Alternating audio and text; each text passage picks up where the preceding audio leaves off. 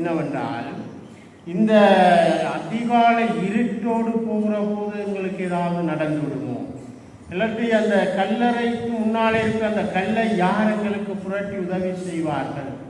நாங்கள் இந்த சுதந்திர வர்க்கங்களை இடும்போது எங்களுக்கு ஏதாவது பூமராலை தடை தருமா என்று சொல்லுகிற ஏக்கங்களோடு,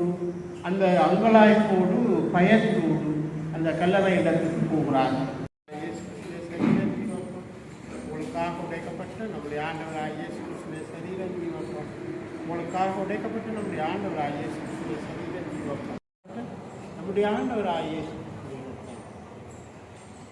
உங்களுக்காக சிந்தப்பட்டு நம்முடைய ஆண்டவராகிய இயேசு கிறிஸ்துவின்